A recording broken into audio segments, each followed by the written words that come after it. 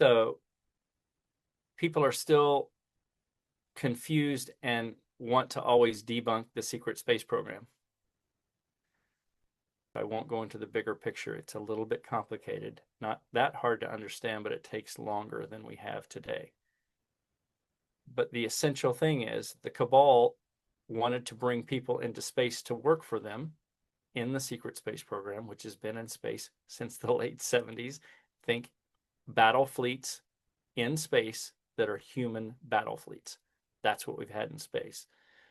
So those personnel to fill those seats, or boots on the ground, in this case, boots in space, to fill all those seats on a mile-long aircraft carrier thing that looks kind of like a long cigar, but it's an American ship called the Hillengarder.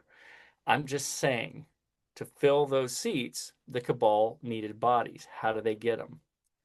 They go to schools. They find kids like Tony Rodriguez at 7 years old. You can read his book, Ceres Colony Cavalier, about his time in the secret space programs working for the Nazis. The Nazis were the first in space. Hard to believe. It's in hush.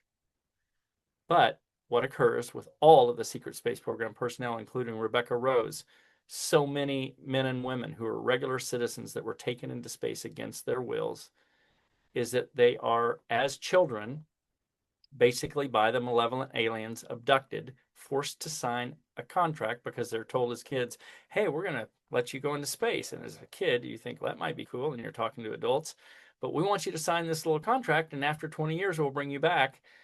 And essentially, they're forced to sign the contract. What then occurs? So they've been abducted out of their bed, let's just say at 6 in the morning on a Wednesday when they're 6. So think 1980s. Tony is, I'm just giving you a snapshot to give you the idea of the way this works. For all the secret space program personnel, essentially what happens is they abduct them physically out of their house into a room. And yes, if they have the technology to travel here intergalactically, these ET races, these malevolent ET races, can they abduct a kid without waking up the parents? Yeah, they can. They abduct the kid, basically get him to sign the contract, or her, and then they are then put in a program and trained.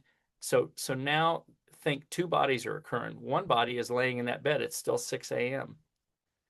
In the next 15 minutes, what occurs for the one that's abducted is that one is cloned, sent into space, works 20 years, does a 20 and back, meaning from the time they're 6, they're trained for a few years, but then they are old enough, they're first taken to the Lunar Operations Command, out of Station D, which is Area 51, or McChord. We have daily flights in our TR-3